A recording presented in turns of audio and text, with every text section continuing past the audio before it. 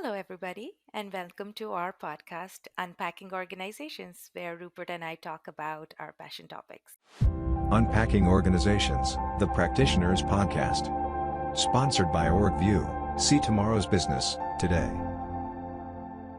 So, today's topic, I've been thinking about I've been listening to all these places where there continues to be layoffs, there continues to be organization transformations in the news, it's coming up.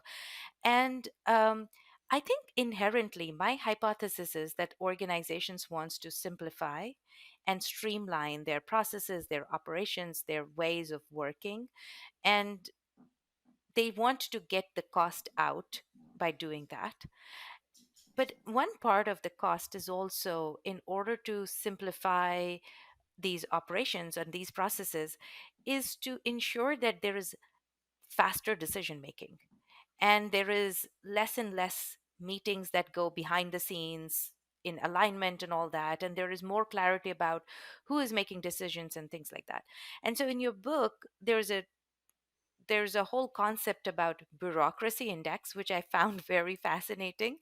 And what do you think about that? Like, what is bureaucracy, why it comes into the way of organizational simplification, why it makes things complex, and how do we actually quantify it? Because many times we say that, like as a hypothesis, we say that that's a symptom that we make too many meetings to arrive at a decision, but we cannot pin put a needle on it and say that what exactly is happening. So what do you think about it, Rupert? So it's an interesting one because when you thinking of decisions, there are certain decisions that have a huge impact and are irreversible and don't happen very often. And decisions where there's an intrinsic conflict between different parts of the business. A classic example is sales and supply chain. Sales want short lead times and short run lengths, and supply chain want long run lengths and long lead times, and so there's a conflict, and that conflict is healthy, and so has Right. to be surfaced, and therefore certain decisions require multiple people to approve and to reach agreement. And there are other times when the impact of the decision is relatively minor and it's reversible, and you're doing it a lot, it's frequent. And so it's having an appropriate level of control on the right things. I think it's a good distinction, Rupert, that there are different types of decision, and we cannot apply the same framework both ways. Some decisions do need different parties to be involved, so that we are bringing the diversity of ideas, and we are bringing both sides of the decision making opinions into the process and create that healthy tension. But there are times which are, to your point, reversible, where we really don't have to be so regimented in taking Yeah, those decisions. And I just yeah, wanted to highlight that point. yeah. Yeah. And so within the activity analysis, we go back to RAD. So who's responsible for making the decision Right. and doing the work, and then the A is who are the approvers, and typically the approvers have got veto power, or at least are involved in that decision and have to agree or reach a consensus. And then the D is for do, who needs to do. So in this discussion, we're focused on the R and the D. And when we do a baseline and we say, well, how does it work today? And you look at the decisions and you say, well, how many different roles and how many functions and sub-functions are involved in that decision? And we call that the negotiation index. So how many different people are involved? So we can quantify that, we can count that, and then the how high up do you have to escalate? So the person responsible have to go 2 or 3 levels because we know the hierarchy of the organization.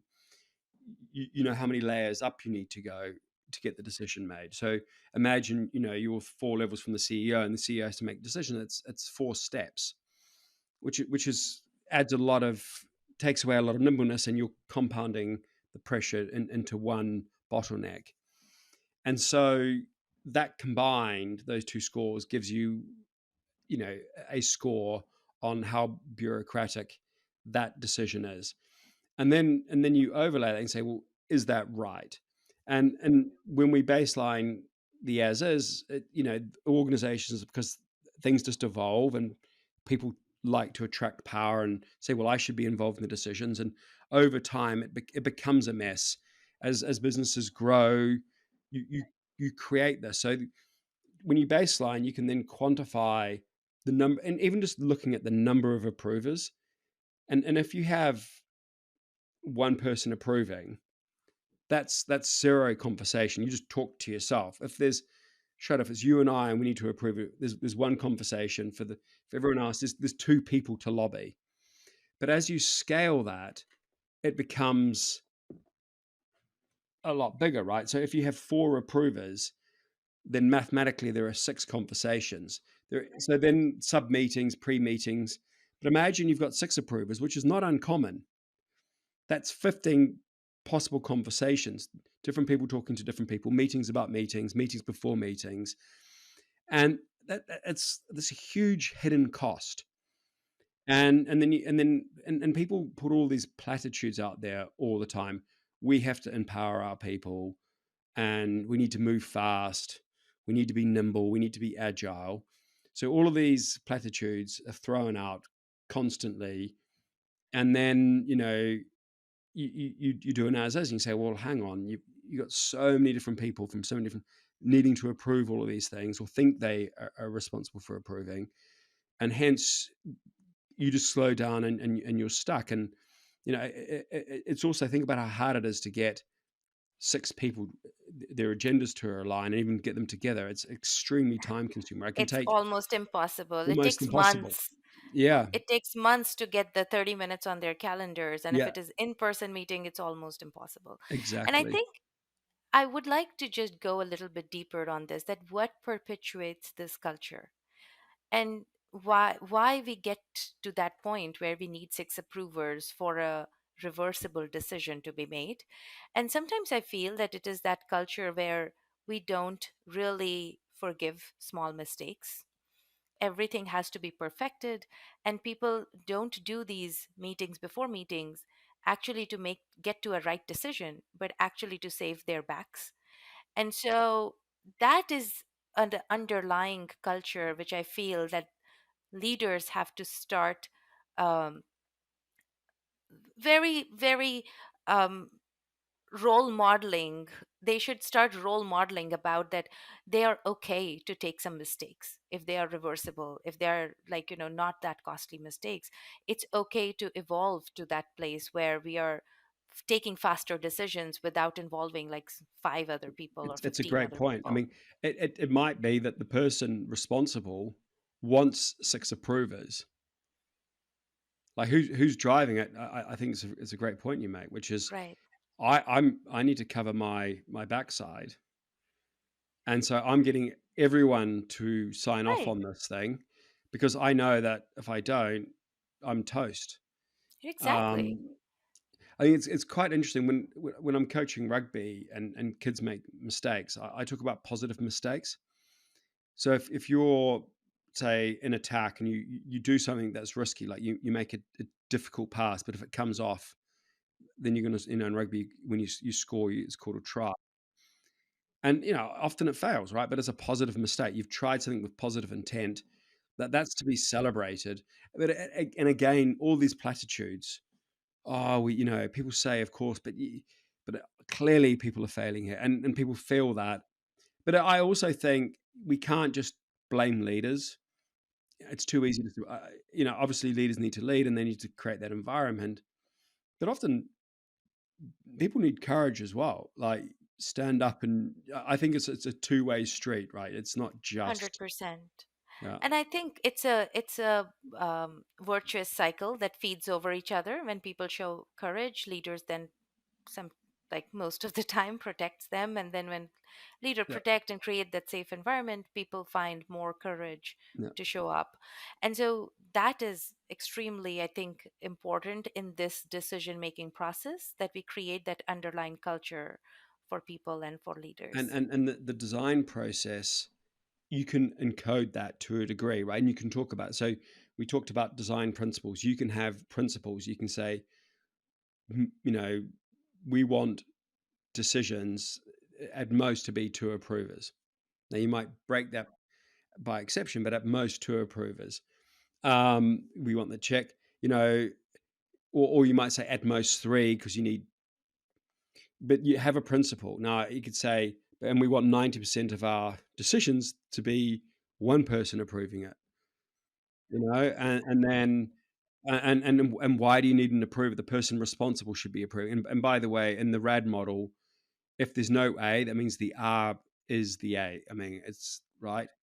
And so we give you responsibility. We give you responsibility for the decision, you know, and so I think creating those design rules and limiting it, and then the communication that goes back to HowWhip and the communication saying we have changed. These are now you're responsible and you're making these decisions, and or these decisions you're making with these people, and that's gets you into the give get, and you design it, and there's change management with that because it means this is the way it's going to work. And again, don't let you know perfection be the enemy of the good. And I think, Shradha, you say quite often, like, it doesn't matter how much effort we put into our org design, it's not going to be perfect, and that's fine. So it needs to be living. And you know, if you get it wrong and you give too much leeway, and the mistakes that are being made are damaging, then you know, pare it back. Then add a bit more control. And if the control is not necessary that you designed, and like, hang on, we've got this, we've got routines, we know, then take away the A's. I would say that you made that point, that I would say that start with just like just one approver, and only by exception add more. That would be my takeaway. Like that, just have that kind of a pressure testing or stress testing into your process, that can we live with just a single approver, and go from there, that how many more that you need to add, rather than start with six and taking out few and reaching at three.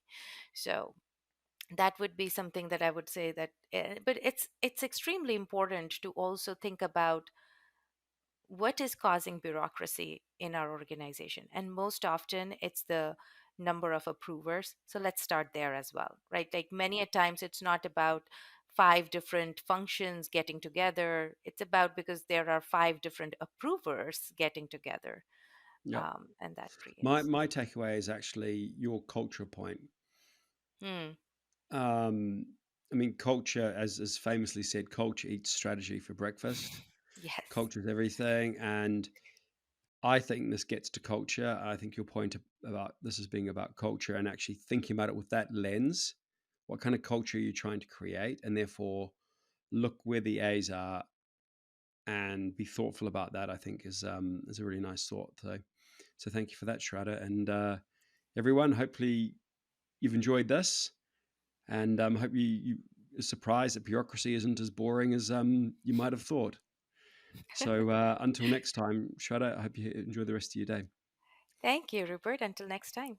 Bye now. Bye.